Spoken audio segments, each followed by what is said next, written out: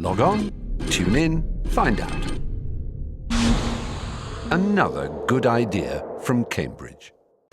Hilary Marlow has had an interesting history because she started off with a degree in business studies at Manchester, in social administration I should say, and then she did a BA in biblical studies at King's College London, and then a PhD in Cambridge in much the same topic as she's going to talk about, Old Testament prophets and their relationship to what they said about ecology and the earth. She now works as a research associate in the Faraday Institute here.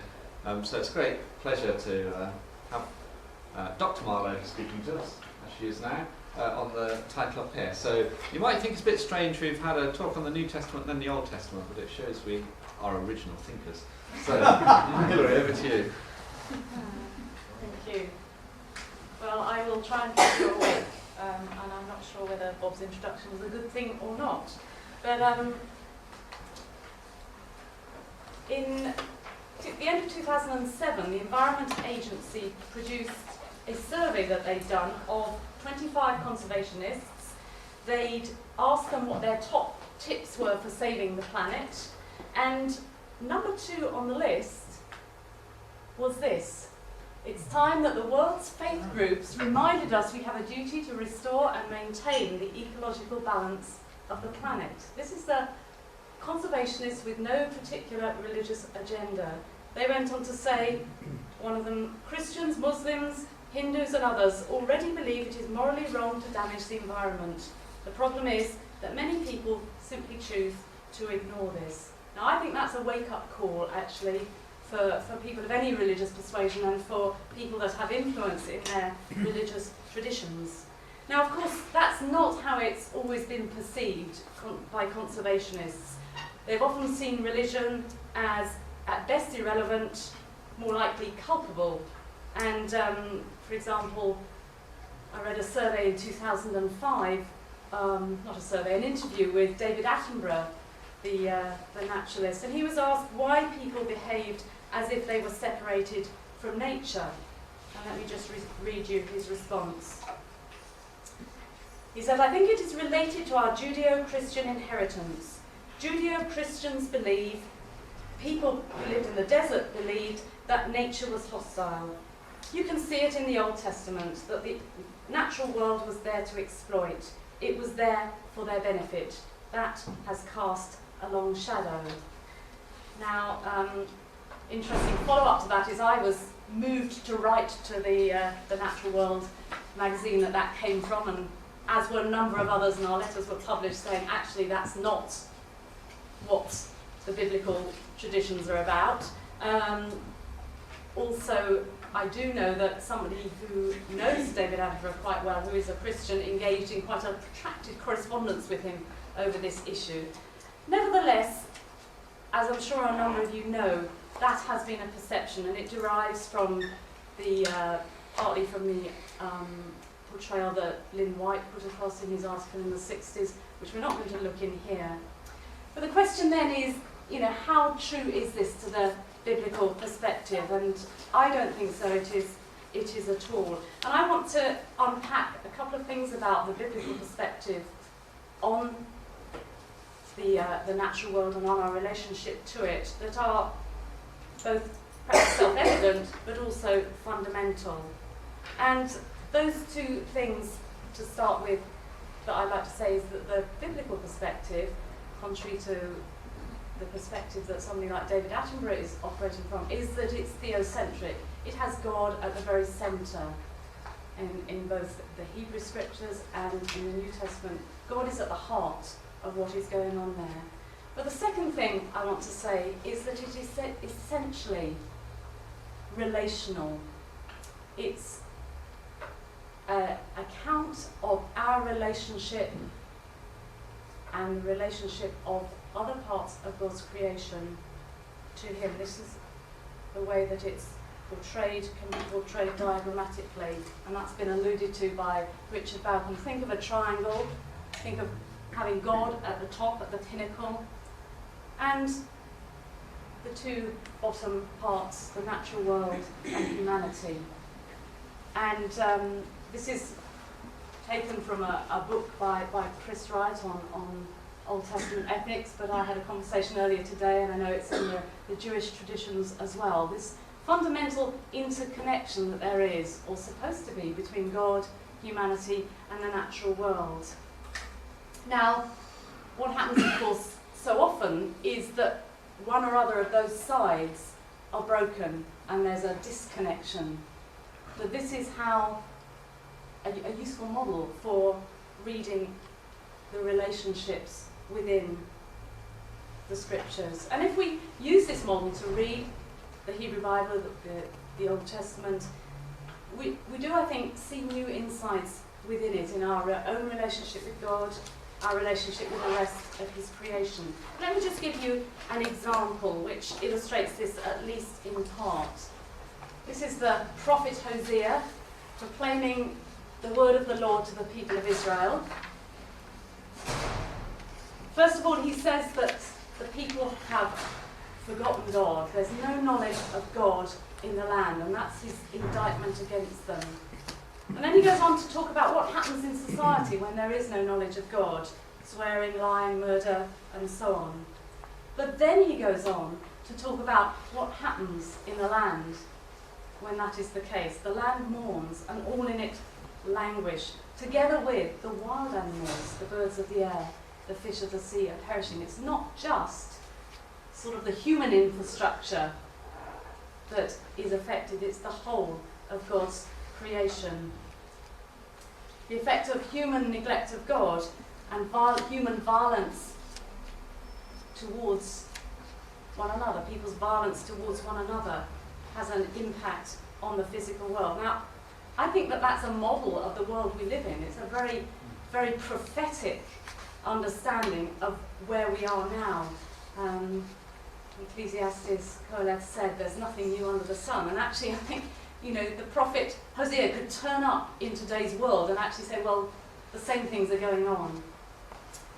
I want to move on and narrow down our focus. I want to use the triangular model now to look at some other sections, some other parts of the scriptures, particularly the prophets, but I want to narrow down our focus to pick up something that René was talking about this morning when he was talking about justice and injustice.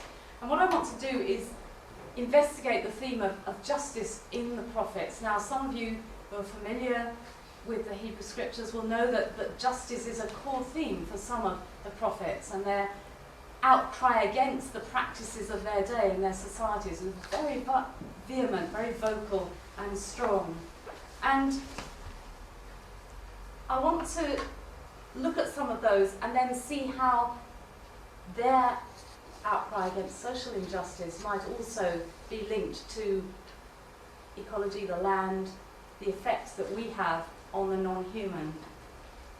But first of all, I want to go back into the 21st century for a moment, and I did a bit of a Google search, which isn't a very sort of academic way of doing things, but occasionally Googling does turn up some really interesting stuff, and I typed in two different phrases that emerge from sort of literature to do with justice and the environment.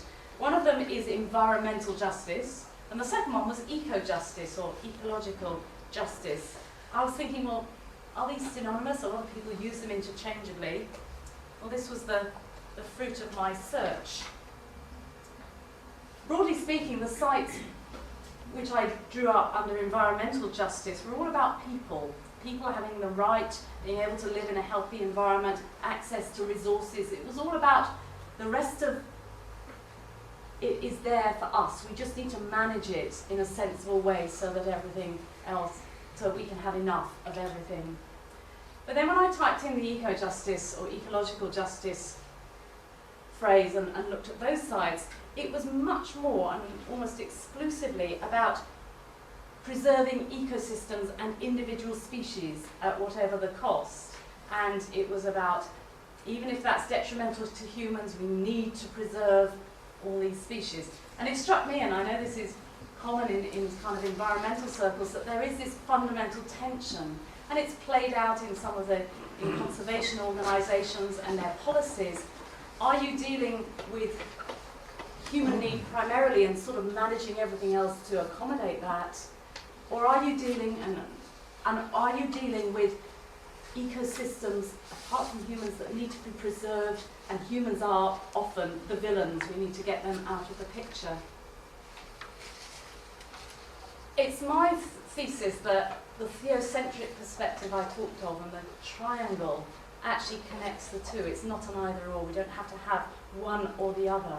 So we're not thinking about either people or the rest of creation, the rest of nature. We can bring the two together. So let's bear that in mind as we think about the prophets and justice in society. And I want to say just 4 introductory things very briefly about that, and then we'll look at some texts in more detail. The first is that the idea of the theocentric perspective is that there's a divine order in the world, that there's a way that the world is meant to operate that is going to do so when God's order is maintained. And I think somebody, either last night or this morning, quoted from Psalm 72, am I right? Or am I imagining it? Yes, thank you. Which is about the just rule of the king, the ideal king, and that sense of God's order coming down into the world. And that is intrinsically linked with the concept of justice and righteousness, mishpat uzedakah, that justice and righteousness comes from on high, from God, and it permeates down into society, and the just king is the one that brings that into being. And of course, that's inextricably linked with how we behave, with ethical standards. It outworks itself, not in some kind of abstract way, but in the way people behave towards one another and in the wider community. And we're going to be looking at some examples of that. And that, in its turn, brings about the shalom, the well-being, the completing of the whole community, the whole earth community, we might say. Let's start with a text that has been quoted. And I have to say that this is one of my best loved texts for summing up what God asks of human beings. He has told you, O mortal, what is good. What does the Lord require of you but to do justice and to love kindness and to walk humbly with your God? Let's look at the context of that. The context in which Micah is speaking those words is, how do we worship? How do we come before God? And in fact, somebody presumably has asked him that. The text says, with what do I come before the Lord and bow myself before God on high?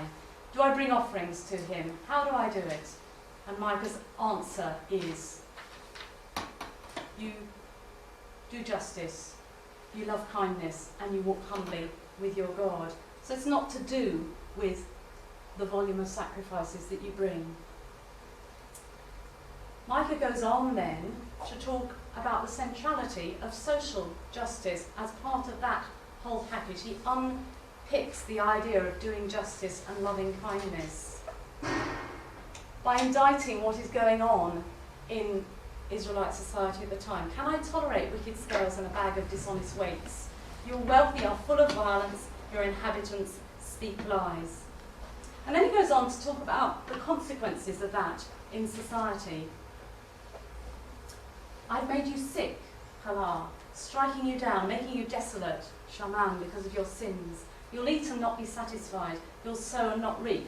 This idea that because of how you have behaved towards others, you yourself will become sick, your land will become desolate. And those two concepts of sickness and desolation are ones we'll pick up in other places. This idea that even though you invest in your economy, you will not be fruitful. The loss of fruitfulness, the loss of satisfaction from what you do, from how you work the lands. Those are a very clear link, it seems to me, in that passage from Micah between how we worship or don't worship God, the way we live in society, and the outcomes for human beings. And that kind of tripartite model is one that you can pick up in other texts. Let's look at Isaiah, another prophet. This is a bit more direct, actually. It seems that the Lord God is actually really displeased with the sacrifices that the people bought. I don't know that that means that it's against the whole process of bringing sacrifices. I think that the point is it's the contrast. What they were doing in their worship was in direct opposition to the way they were living their lives. There's a fundamental hypocrisy there. So I've had enough of burnt offerings. Why? Learn to do good, seek justice, rescue the oppressed, defeat the orphan, defend the orphan, plead for the widow. These things weren't happening in that society. Therefore, their worship was a hollow sham as far as the prophet is concerned. And again, the motifs of sickness and desolation crop up because Israel has failed in that fundamental appeal to do justly, to look after the marginalised, to care for those most vulnerable in society. And their worship has become a hollow sham. They have become sick. Their land has become desolate. And one more example, very briefly. Amos 5. Again, he's talking, when he talks about Gilgal and Bethel, he's talking about the shrines where Israelites go to worship. Seek me and live, but do not seek Bethel, and do not enter into Gilgal. Seek the Lord and live. Why should they not go to their shrines? Because they have abandoned righteousness and justice. They afflict the righteous, they take a bribe, they push aside the needy in the gate. The consequences for the rich there are that they will be reduced to the poverty of those whom they have dispossessed. And yet, the prophet doesn't quite leave it there. In this case, he ends with a call to repentance, a call to re-establish righteousness. And I haven't got it on the screen here, but later, a few verses later, there's a depiction of the waters overwhelming the earth, a great flood and earthquake coming, which suggests that if they don't do that, there's going to be even greater devastation in their land.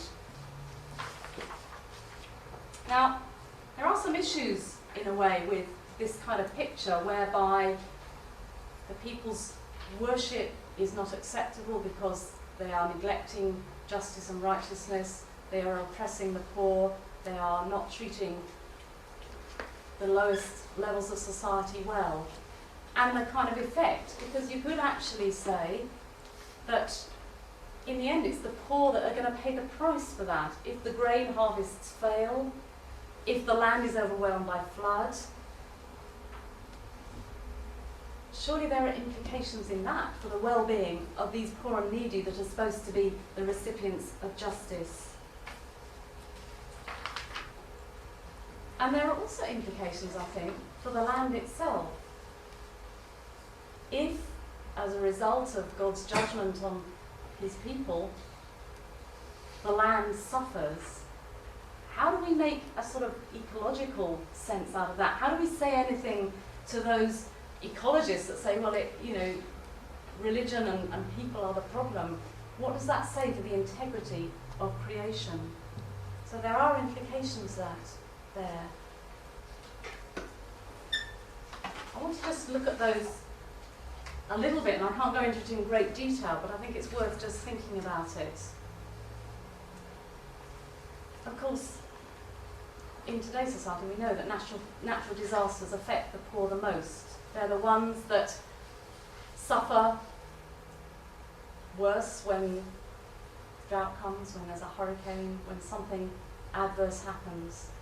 And you could say that too of the prophetic text. And I just want to suggest two answers to that, which are a way of looking at it. And the first is that it's very clear that the prophets are addressing the rich. It's almost like the poor are sort of put to one side in this indictment and are talking about a kind of levelling process where actually not just the rich are brought down, but actually the poor will be lifted up, and a levelling in society, a redressing of imbalance in society, and of course a redistribution of wealth, if you like, which is something that's so needed in our own society. The second one is this whole idea, which is very crucial to the Old Testament, of the land as a gift from God. The land as something that is not theirs by right, it's not ours by right. It's something that God has entrusted to his people, something that God has entrusted to us as human beings, and which brings with it not rights, but responsibilities. Some of you will be familiar with a story that's told in the book of Kings, where King Ahab decides that he rather fancies a vineyard belonging to an Israelite named Naboth. And he goes and asks to buy the vineyard of Naboth. And Naboth says, I cannot sell you this vineyard at any price, because it is my inheritance, it's my family land, it has been given to my family by God, and if I were to do that, I would be revoking that sacred gift of trust. And the story goes on that the king, who is wicked, goes into a sulk, and then his wife tries to help and get somebody to kill Naboth and take the vineyard by force. But the point there is that actually Naboth had his understanding of the land as his gift, his family's gift from God, and that he could not hand it over to another. And that's really crucial to understand the message of the prophets, that by the time Amos and Micah and Isaiah were writing, it seems that in the Israelite society there'd been this process of the ancestral land being accumulated by a few rich and wealthy landowners. And that's the process that's going on there. They've accumulated wealth. Isn't this a familiar story? Rich landowners have accumulated, just a few, the wealth, and dispossessed the poor who no longer have a means to support themselves. The prophets are saying that's going to be changed. God's going to bring about a reversal of that.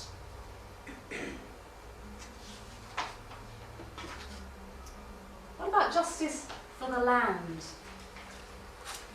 The kind of judgments that God brings on the land might seem to suggest that it has no intrinsic value, that it's not got any worth in its own right. Now, I would say that the biblical perspective is, yes, it does have intrinsic value. Let me just give you a couple of examples. And these are texts that you can read. We haven't had time to go into them. They've been alluded to. The end of the book of Job is the most magnificent description whereby God invites Job to consider the whole of the rest of creation, to see if he can understand it. Now, it's saying a lot about God, but it's also saying a lot about the value of the rest of God's creation to him. It's not something that's there just for human beings, it's not something that's there just for our benefit. It's there because actually God has brought it into being, and it is wonderful and marvellous in its own right. Psalm 104 we've already had alluded to, and Richard quoted from it. It's really intriguing to me that in Psalm 104, if you read it, it describes the creation of the heavens, of mountains, of different habitats and wild species, and how they all get their food, and those were the parts that Richard read. And in it, humans are just part of that natural system. They're part of that ecosystem. He gives humans food in their time. And then it goes on to say, all these creatures look to God for food in their time. So there's a real sense there that actually the whole of the natural world is valuable.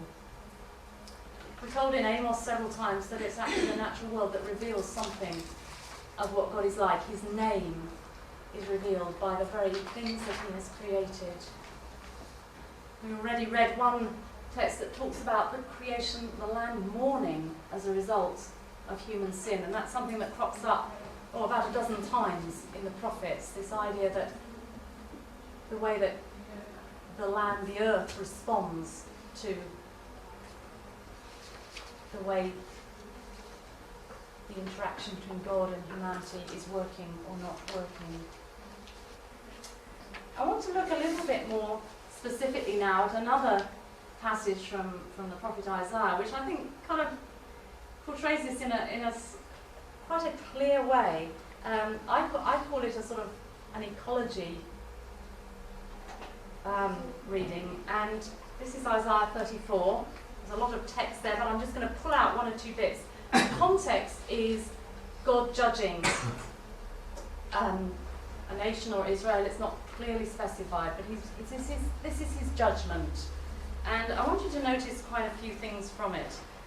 The first of all, actually it says here Edom, that it could be Edom, that the word is not actually in the Hebrew, it's interpolated as being Edom. But first of all, it talks about what I call soil degradation.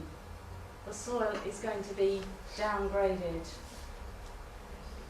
It talks about desolation, about wasteland. It talks about depopulation. It talks about all the princes shall be nothing, society coming to an end. Interestingly, he shall stretch the line of confusion over it and the plummet of chaos over its nobles.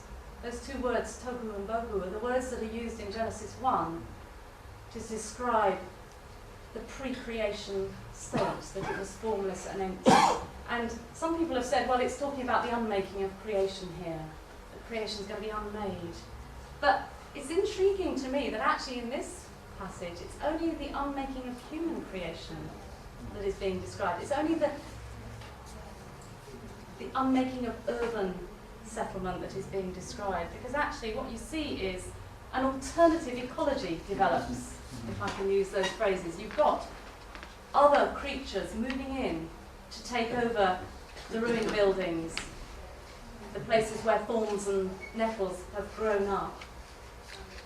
And what is even more intriguing is that this isn't just kind of a happenstance thing. This is what happens when people move out of a place that it kind of reverts to a kind of wilderness. There's a very clear sense that this is at God's behest. This is something God has ordered, and it's something that is at his, in a sense, his purpose for that place. And the words at the bottom in Hebrew echo the earlier verse 10, which we've lost off the screen now, implying that it's something that's very deliberate, echoing that sense that this is forever, this is something that God has initiated. In my mind, this kind of just counsels us against assuming that everything that happens is going to happen for us and for our benefit. Sometimes, it seems to me, God chooses to do things for the benefit of the rest of his creation rather than us. Now, you might be saying, is this how God works today? You might be thinking, well, if as a result of human lack of justice, God judges by sending desolation, by sending earthquake, by sending flood, how can we make sense of that? I mean, is it problematic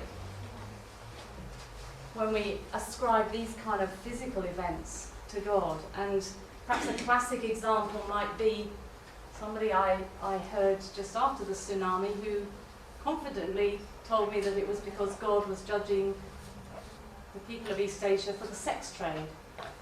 Now, I, like you, recoil from that kind of interpretation.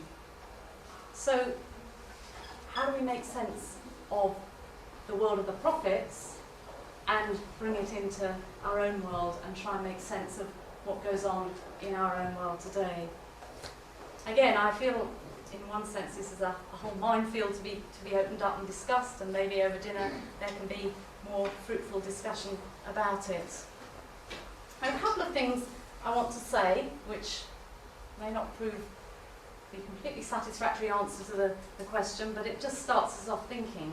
And the first is something that I think Richard alluded to, which I call mind the gap, which is just always having to keep in mind the fact that the different, although there are similarities between the ancient prophets' understanding of the world and ours, there are also significant differences. And for those of you that are not from Britain and haven't travelled on London Underground, if you are on a London Underground train and you get to a station where the gap between the platform and the train is quite big, you'll hear this sort of sepulchral voice saying, mind the gap, mind the gap. And every time I kind of think about trying to understand the Old Testament and our own culture, I kind of have that just caution, we have to be careful how we understand it. Now, there are different views even in today's society about how the natural world operates and how God acts within it, which I don't want to get into too much, but I feel that there's a sense in which God allows his creation to unfold. He allows nature to happen in the way that it was designed to happen. And sometimes that operates at variance with how we would like it to be. So,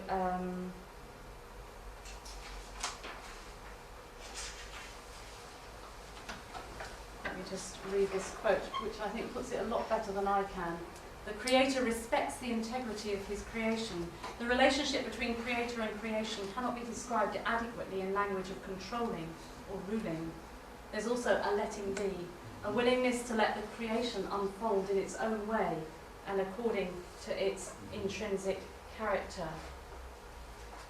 So in one sense, the ancients' view of the world is very different from ours. They saw a very direct, causal relationship between what was happening in the physical world in terms of disasters or earthquakes or whatever, and God's activity.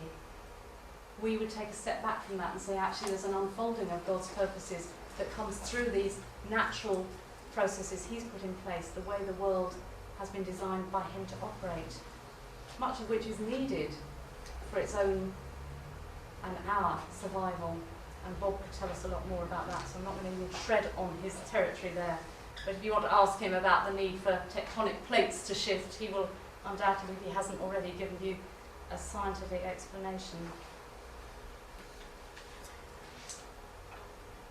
Having said that, I do think we still need to learn from the wisdom of the ancient writers who really understood that triangle, I think, a lot better than we do. They understood the dangers of allowing any one of those sides of the triangle to be broken. And of course we can't speak very much about the relationship directly between God and the non-human creation. We can see allusions to it, like in the text I've quoted from Isaiah 34, but we need to perhaps pay a little bit more attention to our relationship with the rest of God's creation.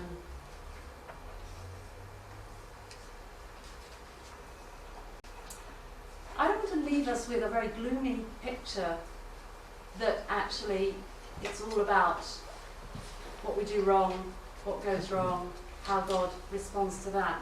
Because of course alongside the prophets' indictment of their society, they also brought messages of restoration.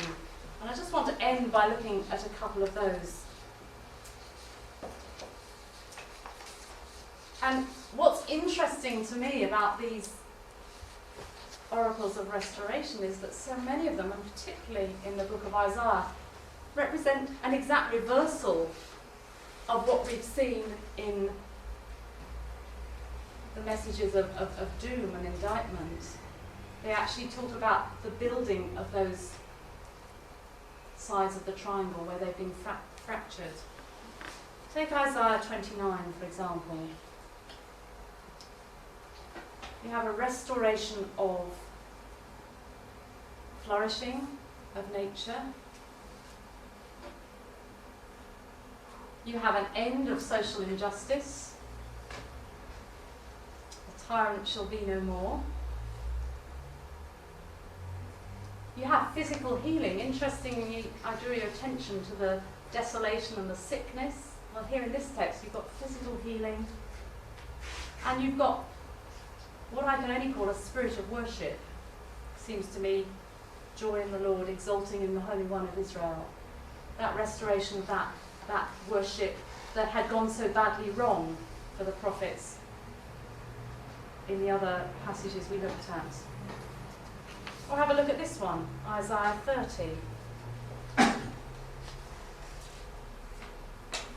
This is about the end of idolatry, removing of poor practices of worship, of things that were not acceptable to God. which then results in flourishing, in abundance, one might say. It will be rich and plenteous. The ground will be rich and plenteous. Or the one that Richard Balcom cited from. First of all, in Isaiah 11, we've got two references at the beginning and the end to the knowledge of the Lord. Now you remember in Hosea that we looked at, it was the absence of the knowledge of the Lord that was the fundamental cause of the breakdown in society and the effect on the land. Here we've got the restoration of the knowledge of the Lord. And what happens? We have righteousness and justice and truth established for the poor. He will, with righteousness he shall judge the poor, decide with equity for the meek of the earth, and the wicked will be put to one side. But then, almost in exact parallel with that, we have a restoration of relationships within the wider creation. So that the themes of justice and restoration of justice and well-being, the shalom of the whole of creation, are juxtaposed again under the banner of the knowledge of the Lord.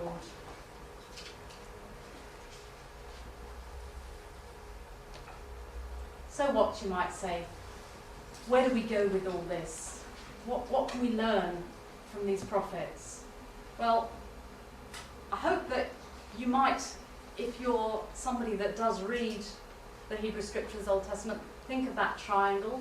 Next time you read it, you might find things, you'll undoubtedly find things that I've not noticed. There are lots of other places you could go to discover things that perhaps are neglected in our reading of Scriptures.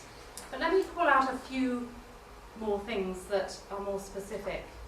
I think the prophets tell us a lot about the impacts of human behaviour on the earth. What we do has an effect. I mean, we know that, we're discovering that. The prophets got there first, actually. And they remind us over and over again that we cannot live in isolation from the rest of the physical world. We are part of it, and we have an impact on it. The second thing is that they really underline to me the reality of cause and effect. That what one part of the creation does has an effect in another.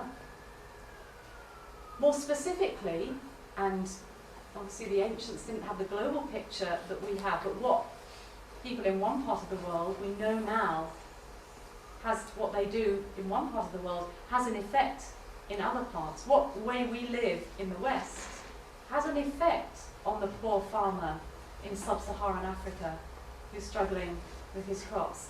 And that reality of cause and effect is graphically described for us, I believe, by the prophets. But it's more specific than that, isn't it? It seems to me the prophets tell us we are accountable to God if we have wealth for how we treat those that don't. And it seems to me there's a huge moral accountability that I'm sure probably the people in this room already do take on board, but we need to remind ourselves of it, and we need to take it into our communities, that our wealth is something that we will be held accountable for, and the way we have impacted those that have nothing. Another thing the prophets tell us is about valuing all the earth, not just because it's our breadbasket, but because God values it in its own right, for its own sake. And when we neglect that, I believe we sell ourselves short, and our actions are not the fullest that they could be. We sell ourselves short because actually when you start to value all of God's creation in its own right, you actually develop a richness in your own life and a way of worshipping God in a new way. But also because we are part of that triangle, we are one part of that triangle, and we need to restore the relationship with the other part of the created order that we've so badly lost. I think the prophets have a lot to say about what it means to worship, and I'm not talking about a particular tradition actually. I mean, obviously this is part of the Jewish scriptures and the Hebrew the Christian scriptures, but actually it's talking about, in my mind, the fundamentals of worship as ritual and observance versus worship as a way of life and a heart change and a value system, if you like. And it seems to me that actually we can get locked into just doing certain things without understanding the moral imperatives of them. And so for me as a Christian, how I worship God is not just what I do in terms of my religious traditions, my rituals, if you like. It's not for me about just whether I go to church on a Sunday, for example, but the whole of the way I live my life is an expression of my worship of God. And that is imperative on me, at least, to think carefully about that and about my relationship with those that are disenfranchised and with the rest of God's creation. And the final thing I want to say is about the imperative to actually speak prophetically into the current situation. I don't know if you know, but probably the tradition is that the prophets, somebody like Amos, would have turned up in the market square, gather people around him, maybe, we don't know, I'm painting a picture here, and denounce and proclaim his message. We know that for many of the prophets that wasn't always a comfortable place to be. A lot of them were castigated. Jeremiah lamented his lot because of the reaction of the people to his messages. It was interesting, I've noticed, if you noticed on Friday night, Sir John talked about the personal flack he had got being on the IPCC when he started to speak out, when he first called global warming a weapon of mass destruction. He was completely lambasted for it. And I'm sure, he doesn't say very much, but I'm sure there was probably personal cost and hurt in that. But that was a prophetic voice, I believe, speaking out. It's not always comfortable to be in that place. There are a lot of other people that have done it. I think God wants all of us to be prophetic voices in our own communities on this whole issue, in whatever way we can. I've often thought about the prophet Amos. He is a particular favourite of mine, and I've often imagined what his message would be if he came to the 21st century world. I actually think that as well as preaching against social injustice, which was very prevalent at his time and still is, he would actually today be speaking out against environmental issues as well. Because I think his worldview was such that that would be part and parcel of his message today. Well, Amos is no longer with us, so I suppose I want to leave you with a challenge that we all have to be prophetic voices in our own communities on this subject. Thank you very much.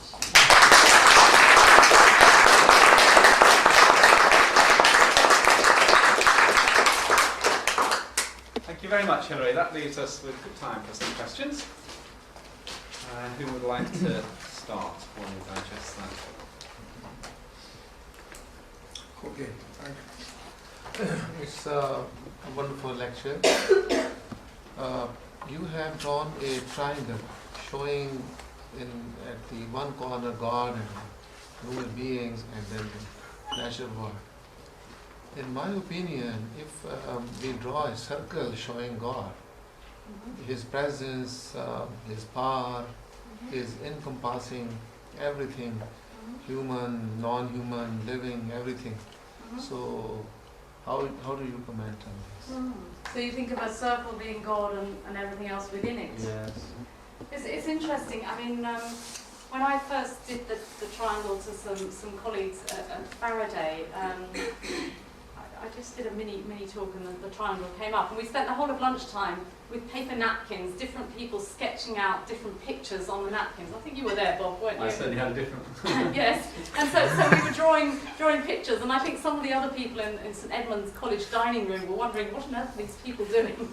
And of course, the issue is that this is a model. It's one way of kind of trying to conceptualise a reality that is perhaps quite elusive as to how we intersect with God and how he relates to his world. I know that Bob perhaps has a slightly different picture. I think the circle will make some strong points that my model doesn't, and I think the converse will be true.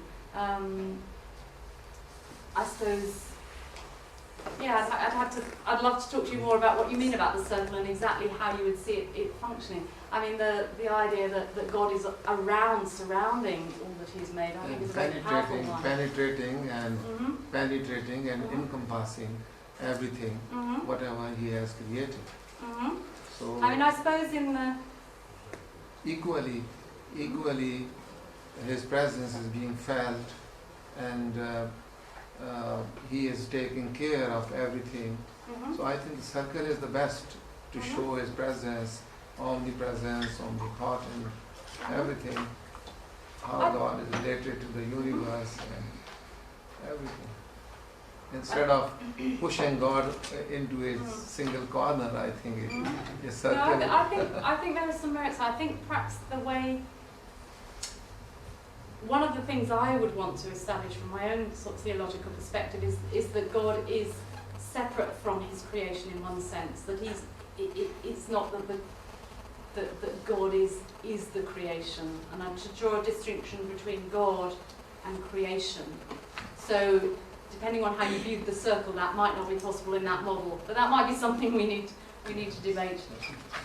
Yes, thank you. Just in case you wonder, my comment was that Psalm 8 says that humans are made just a little lower than the angels and above all creation. In that sense, there was not quite an equality in humans and the rest of creation, but it is only a picture. It's only a picture that's meant to show there are interrelationships, I think, between God's creation, God and humans. Isn't it? It's not necessarily supposed to say one is sitting above the other. Yeah. I know that, first of all, I'm very grateful. It was very pleasing for me to see the prophets brought into present time like that. And you did open up the forum for everyone to throw out their favorite quotes from prophets. So I do want to, I want to bring one that I find particularly significant, which is the end of the second chapter of Hosea. That's how you say it? Hosea. Yeah. Yes. In which it says, and in that day declares the Lord, you will call me. It's mistranslated in almost every translation that I've come across. It's not you will call me my husband. My husband doesn't say anything. It's you will call me my man, Ishi. You call me my man. No longer will you call me Ba'ali, my master. Okay, so this is obviously talking about the relationship between a husband and a wife. And one can look at one's own relationships and see how you refer to your partner. Does the man see himself as mastering it over the female partner? So no longer, says God, there will come a time when it won't be Baal. And in Hebrew, a husband is called a Baal. That's how you say, this is my, they are Baal Sheli, this is my Baal, meaning husband, but the Hebrew actually, as referred to here in this text, means master. And in common day Hebrew, a woman would actually be saying, hello, this is my master. And the prophecy is, no, there'll come a time when it will be my man, and this is my woman. But then the prophet goes on and says, that relationship will occur throughout nature. So we use the word Baal to refer to a landlord. Baal Abayit is the master of the house, the landowner of the land, the master of the land. And Baal is the name of the Canaanite god. Okay, this is idol worship. Okay, so within our behavior, and I take it out of the context of Hebrew and Judaism, I'm talking about our society, Western society, probably Eastern society as well. The inequality between men and women, as understood by the prophet, is idol worship. Anything that I would say I am the master of is idol worship. This resources of the land, that belongs to me. And I put my fence around it, and it is mine, it is human, it is... this is idol worship.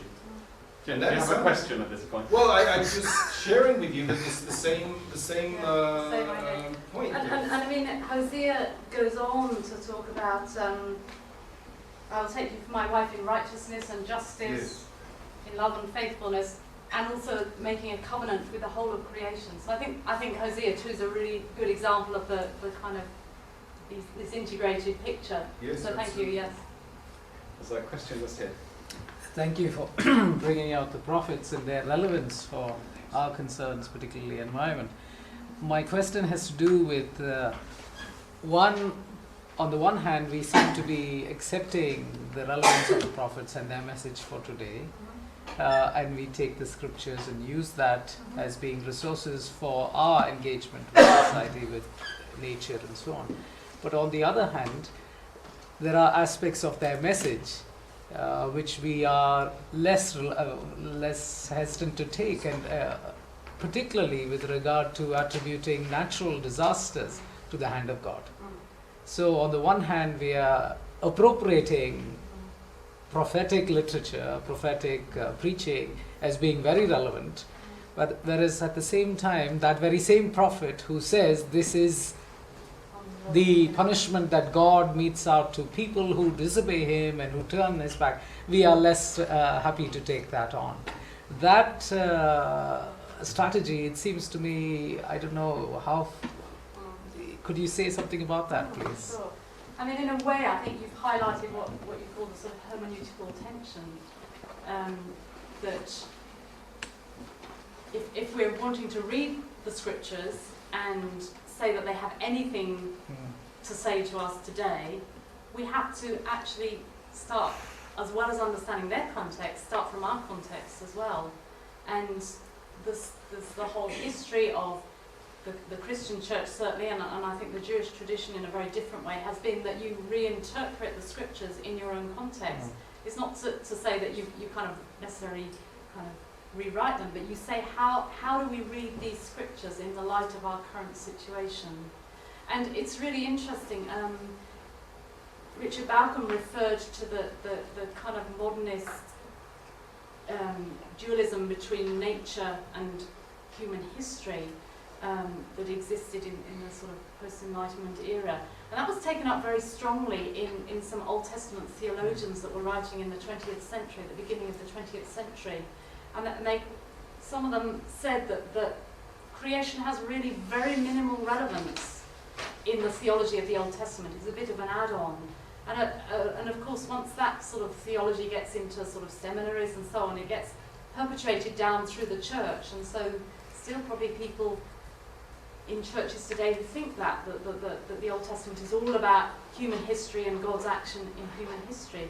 But when you know the context in which those particular theologians were talking, they were talking in the context of pre-Nazi Germany and the rise of National Socialism, which kind of endorsed sort of nature religion and was trying to point people in that direction. And they were pulling back against it very strongly, in their own context, interpreting in a way that actually is now unhelpful in our current context. So a lot of people are now going back and saying, well, how do we reinterpret the scriptures and how do we reframe both the questions we're answering and what we want to get out? I don't pretend it's always easy, and I think there's a sort of humility that we have to have when we do it. And I don't also think that we can do it by just sort of picking a text here and a text there, and I think what I've tried to do is show by whizzing through a lot of text that actually there's a sort of common theme coming out here. But I think I agree with you, there's a potential tension there, and I think that a lot of people actually spend a lot of time thinking about this and how we do it in our current context, as I do. So. Just a comment on that. I mean, the problem is not with attributing natural disasters to God, because if you believe God is sovereign, that in one sense all things are in God's control. The problem is when people do what you quoted, which is they attribute a natural disaster to a specific issue, like they attributed AIDS to homosexuality and sin in that area. And I think that's the problem. It's not saying that, because that natural things that go wrong in our world actually turn us to God. very often, and that in itself is not necessarily a bad thing. The problem is when we try to attribute or blame specific people, which Jesus specifically spoke against in the Gospels when the tower collapsed on people and said it wasn't because of any sin, or I can't remember the exact wording, but it's when we try and attribute particular things to particular sins. I think that then you're in a very dodgy area. But to say, but in some sense, God is sovereign, so you can't not say that natural disasters can't be attributed to God on one method. So I'm not sure I'm making any more sense. No, I agree with you, and I think there are issues that come out there as to kind of the way the world works is sometimes detrimental to humans. And actually, if I could use an illustration that I think is quite a powerful one, which is one Bob used to me, you see, imagine a sort of beautiful, gentle flowing little stream, sort of babbling brook type stream. And you know, to us it's beautiful and it's wonderful. But for a 2-year-old child that falls into it, it could, and that child's parents, it could be the biggest natural disaster that they ever experience if that child drowns. And so, you know, what we tend to think of sometimes as the bad in the natural world is, you can't quantify it like that. And the other thing I'd like to say is that, and this was the point that Vinoth Ramachandra brought out in the paper that I quoted from, his response to the tsunami is kind of how we classify disasters. You know, how many people have to die before we say it's a major natural disaster? And we perhaps have a very media-driven, I suppose. Please hear me, I'm not minimising terrible and extensive loss of life, but actually for the people that are suffering, even one loss of life is huge, and we kind of perhaps lose sight of that in a way, and one person or 10 people or 1 million people dying from poverty, you know, is just as much a natural disaster actually, especially if we could do something about it. Marie? I was interested actually in some of the passages that you quoted, like 6 and Amos 5, for example. There's some, what we would call probably in our modern society, unfairness, in that people who make an investment of some sort, they plow the land, they plant grapes, they trim olives and so on. They're deprived of a return on their investment.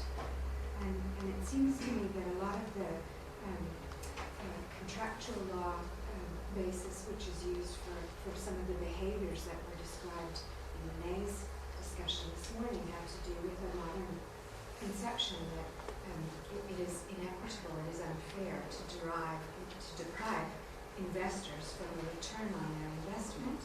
But it seems as though what the biblical passages that you described it are saying is that it's past that they would have a return on their investment if they were achieving those investments basically through injustice in the first place.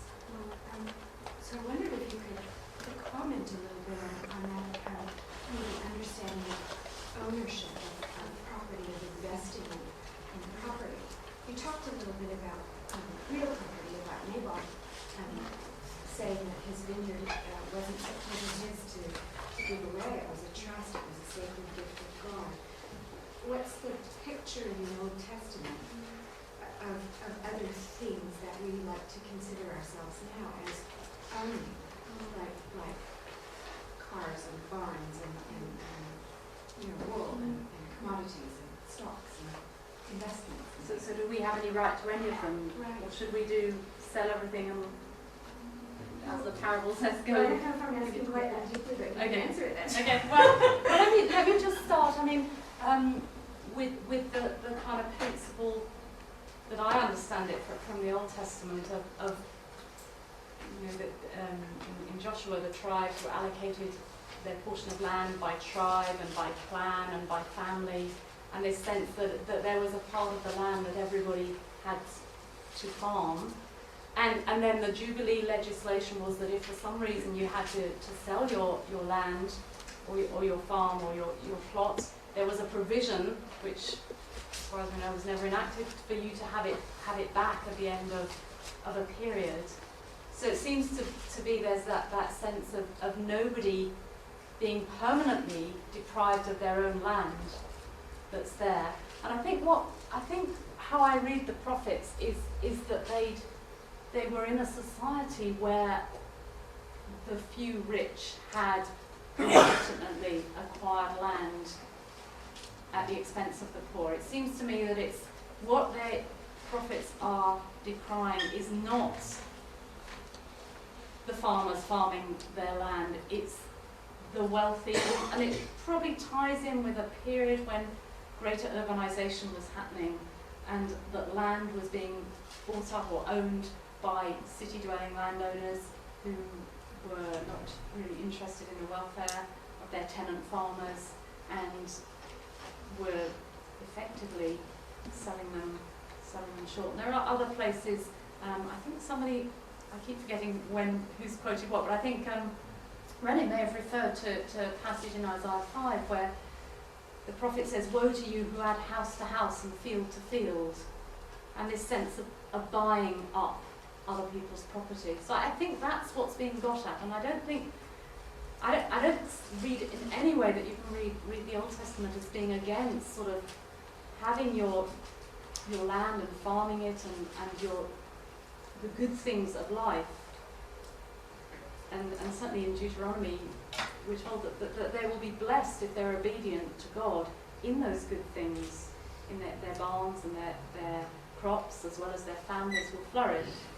If they're disobedient, they will be taken away. And I think that in the prophet's case, it was exploitative use of those benefits that was being condemned. That's how I read it anyway. Is there any sense, can Yes, perhaps we should just make a last comment and then we'll have 15 minutes to have a break before dinner. So. You noted that Naboth regarded his land as a sacred trust. Is there any sense in which other things that we think of as we own these things, we have a right to their fruits and so on, we would be thinking differently than the people of the Old Testament about ownership? And I think in the Jubilee year, it wasn't only the land that was to be returned, but also slaves were to be freed. What about other sorts of I can't really recollect if there's anything other than land and slaves. Other people may be able to correct me, but I suppose if most of us don't own land or slaves in the current situation, and some of us may, but I was trying to think about the Bible itself. For example, David bought a whole lot of things. Obviously, part of that. And no doubt the commerce goes on. It's just when commerce goes on without justice, when there's inequity, when the poor are being deprived of their... And I don't know if you noticed some of the text talked about the phrase "at the gate," and that was kind of the place of commerce and justice and judgments, and where the law courts and the trading markets and so on of Hebrew society. So there's that sense that when that's not working properly and the poor are being deprived of a fair hearing in that context, then there's judgment. But there's a whole theology of sort of ownership and so on that could be developed here, which I haven't really gone into, but maybe we can think about that over dinner. Okay, well, thank you very much. So don't forget to write questions down for the panel tonight. All of today's speakers will be there. Just if you haven't got one of the special bits of paper, just write on a bit of paper anyway. So dinner will be at 7 o'clock in 15 minutes' time. So let's thank Hilary again, and then we'll break.